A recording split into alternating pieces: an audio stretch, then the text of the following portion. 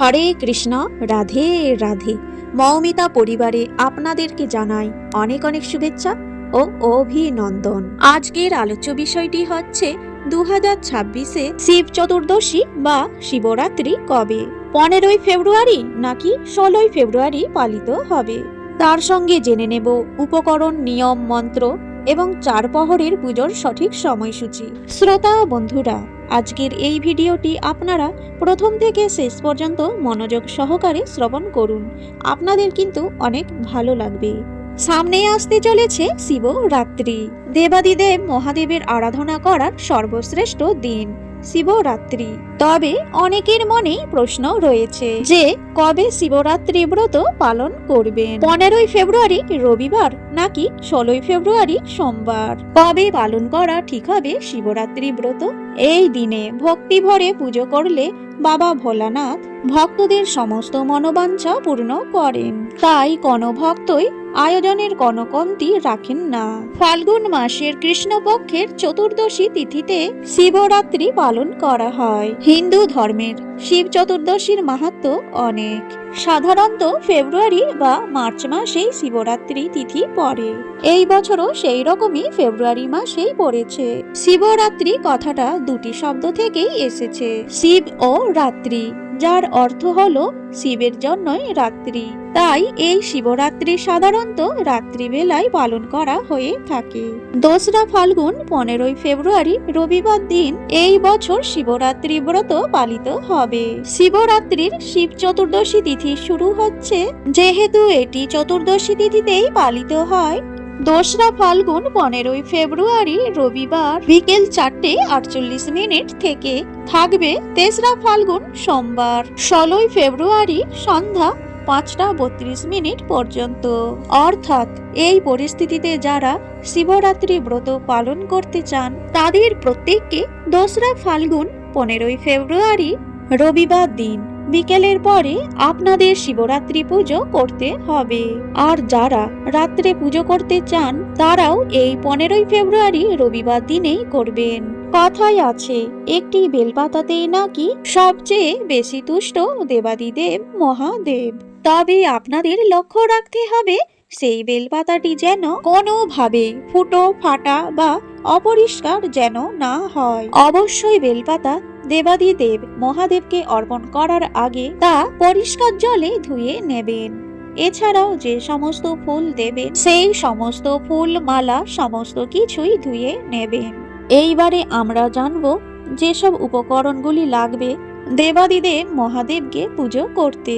সেগুলি হলো দুধ, দই, ঘি, মধু, সাদা ফুল, ধুতুরা ফুল, আকন্দ ফুল এবং ফল, কলকে ফুল, অপরাজিতা ফুল, গঙ্গা জল, ডাবের জল, আর সব থেকে অপরিহার্য উপকরণটি হলো বেল পাতা।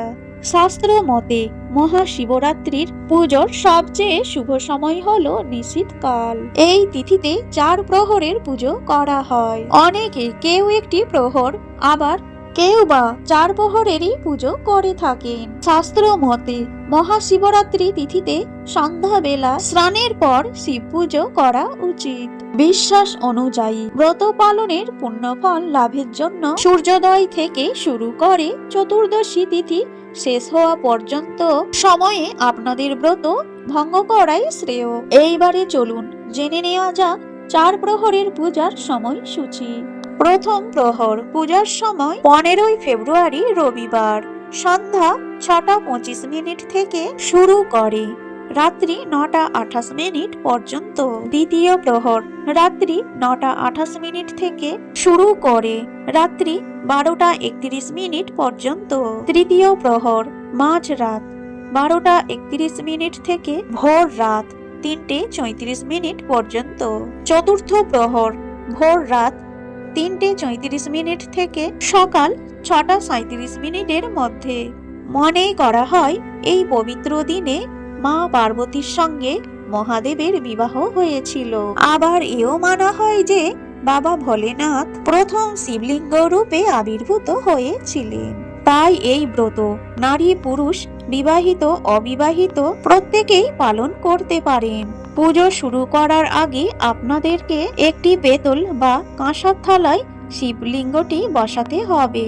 যদি ষাঁড় থাকে, ত্রিশূল থাকে, সেগুলি রাখবেন এই কাঁসার বা পিতলের থালার উপরে। তারপরে গঙ্গা জল অথবা পরিষ্কার জল দিয়ে সবকিছুই ধুয়ে নেবেন। এরপর যা কিছু নৈবেদ্য এনেছেন, ফুল ফল সমস্ত কিছু ধুয়ে দেবাদিদেব মহাদেবের সামনে রাখবেন। তারপরে আপনাদের পুজো শুরু হবে। পুজোর শুরুতেই প্রথমেই আপনারা জলাভিষেক করবেন। এক্ষেত্রে আপনারা গঙ্গা জল অর্পণ করবেন অথবা ডাবের জলও দিতে পারেন।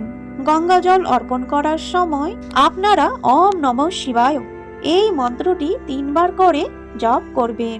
জল অভিষেক হয়ে গেলে আপনারা পঞ্চামৃত দিয়ে অথবা দুধ দিয়ে অভিষেক করতে পারেন। যদি দুধ দিয়ে অভিষেক করেন তাহলে প্রথমে ঘি এবং মধু মাখিয়ে নিতে হবে শিবলিঙ্গে। আর যদি পঞ্চামৃত দিয়ে অভিষেক করেন, আপনারা সরাসরি পঞ্চামৃত দিয়ে অভিষেক করার সময় ওম নমঃ শিবায় এই মন্ত্র উচ্চারণ করবেন এবং পঞ্চামৃতটি ধীরে ধীরে শিবলিঙ্গে অর্পণ করবেন। পঞ্চামৃত অর্পণ করা হয়ে গেলে তারপরে শিবলিঙ্গটি পরিষ্কার জল দিয়ে ধুয়ে নেবেন এবং একটি কাপড় বা তুলো দিয়ে পরিষ্কারভাবে মুছে নেবেন। এবার একে একে আপনারা ফুল, বেলপাতা সমস্ত কিছুই অর্পণ করবেন। সর্বপ্রথম আপনারা বেলপাতা অর্পণ করবেন, যেহেতু বেলপাতাতেই সবচেয়ে বেশি তুষ্ট হন দেবাদিদেব মহাদেব। প্রথমেই বেলপাতাটি রাখবেন শিবলিঙ্গে এবং উল্টোভাবে রাখবেন, যাতে মসৃণ দিকটি বাবার শিবলিঙ্গের মাথার ওপর থাকে। তারপর ওম নমঃ শিবায় এই মন্ত্রটি 3 বার উচ্চারণ করবেন এবং আপনারা বিজোড় সংখ্যার বেলপাতা অর্পণ করবেন। 3টি অথবা 5টি, 7টি এইভাবেই অর্পণ করবেন। 3টি অর্পণ করা সব থেকে শ্রেয়। এরপরে আকন্দ ফুল, কলকে ফুল, সাদা ফুল এবং যে সমস্ত মাল্য বাবার জন্য এনেছেন সেই সমস্ত কিছুই বাবার জন্য অর্পণ করুন।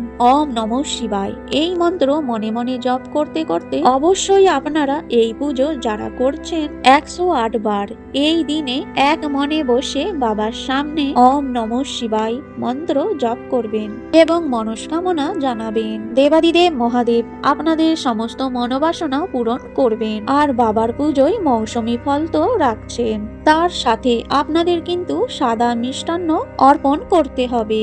এক্ষেত্রে আপনারা বাতাসাও অর্পণ করতে পারেন অথবা প্রসাদ হিসেবে আপনারা সাদা সন্দেশ অর্পণ করতে পারেন। হর হর মহাদেব।